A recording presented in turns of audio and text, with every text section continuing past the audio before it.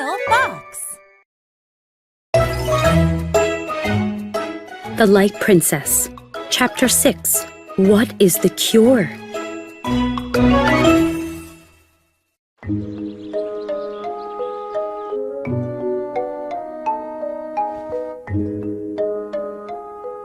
A servant led Cop and Hum into the throne room. The king explained his daughter's condition. The two wise philosophers listened carefully. Now tell us, The king said. what is the cure for our daughter's problem? Cop spoke up first.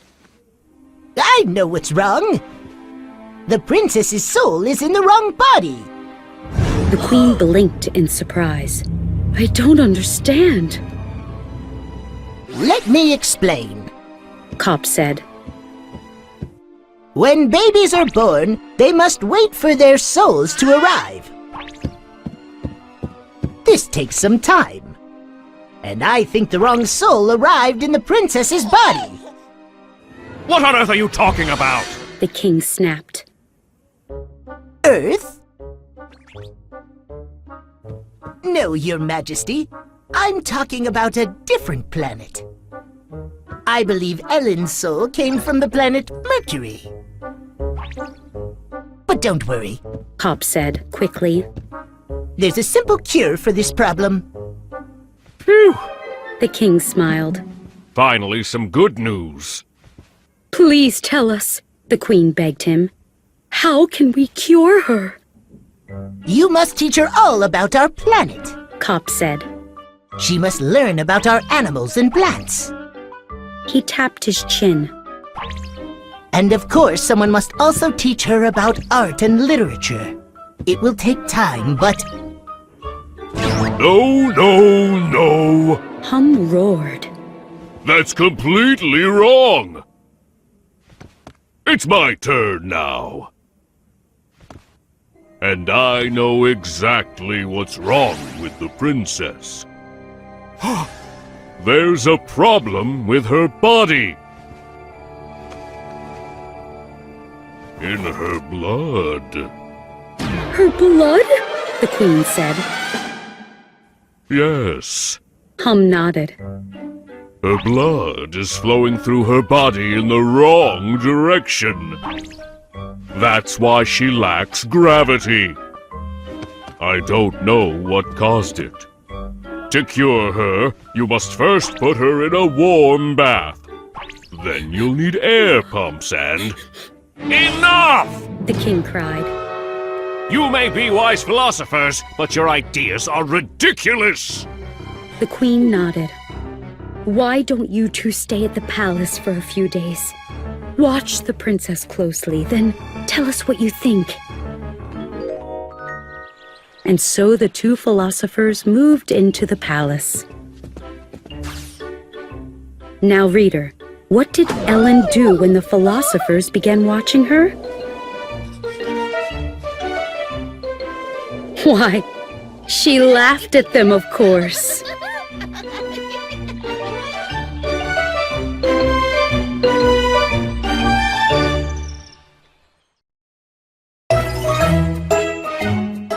The Light Princess.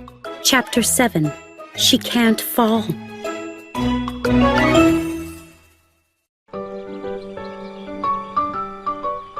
Cop and Hum weren't the only ones looking for a cure.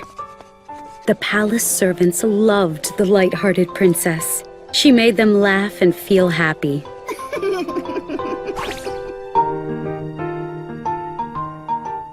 I know what will help her. A servant told Nanny. Falling in love with a handsome prince.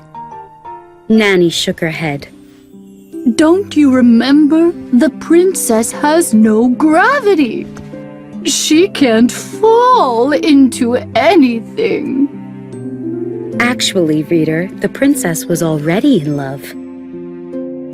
But it wasn't with a prince. It was with the palace's lake. It started when Ellen accidentally fell in the water. The family was boating on the lake. Ellen suddenly spotted a friend's boat across the lake.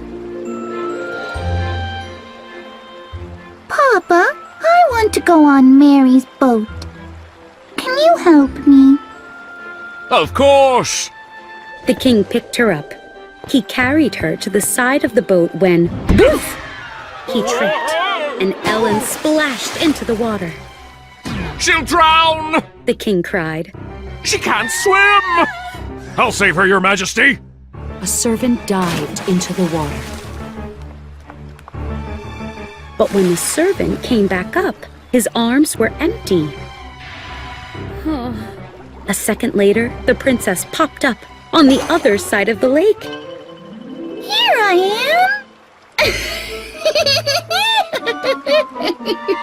am! She yelled, laughing. The servant tried to get her, but she swam away. For hours, she swam around the lake like a swan.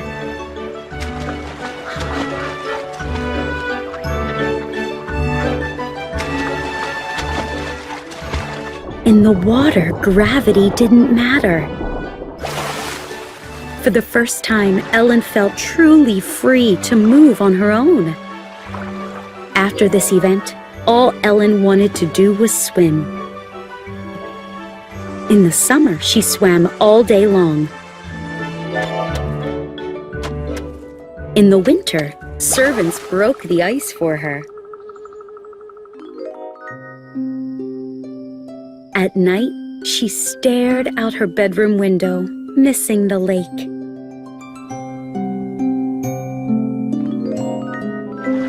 The philosophers watched Ellen closely.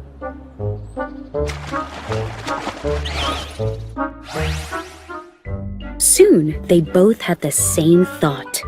That's it! Cop shouted. Yes! Hum cried. They rushed to tell the king and queen. Your Majesties, we have found a cure for the princess! Cop said. A wonderful cure! It's water! Water? The king frowned. She swims all the time. Water hasn't cured her yet. No, Cop said impatiently. she needs water from inside herself. The water must come from... Tears. Hum said. We must make Ellen cry.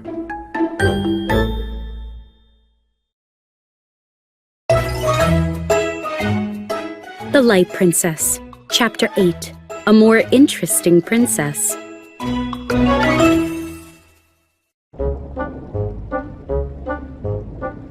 The king drummed his fingers on his throne, looking at his wife. How can we make Ellen cry? It's impossible, the queen sighed. Ugh. All she does is laugh. But the queen soon came up with another idea. The next day, a beggar arrived at the palace. His clothes were rags. His face was streaked with dirt. A servant led Ellen into the room. Yes, Papa? Ellen said. The king introduced the beggar.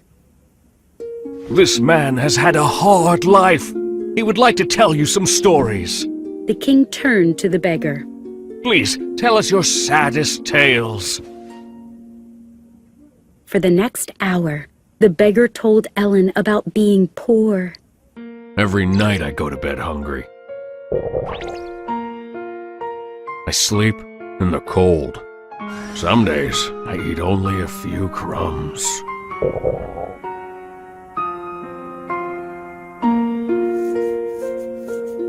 Tears fell from the queen's eyes. How sad! She glanced at her daughter. Ellen was looking down. A sound was bubbling up from her chest. The queen's face lit up. My idea is working, she thought. The princess is sobbing. But the sound bursting from Ellen was not a sob. It was a giggle. A second later, the princess was screaming with laughter. The king and queen groaned as a servant took her away. What will we do? the king asked. The next day, the desperate parents tried something else. They marched upstairs to the princess's bedroom.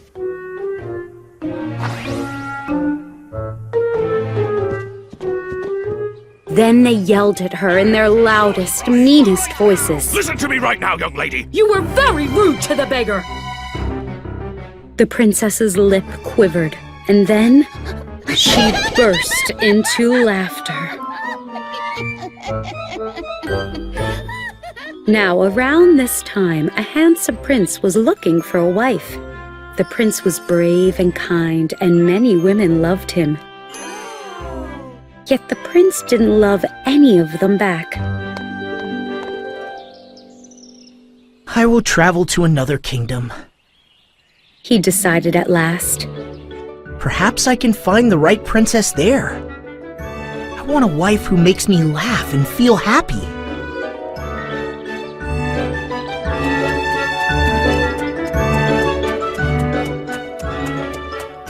One afternoon, he was riding along a lake.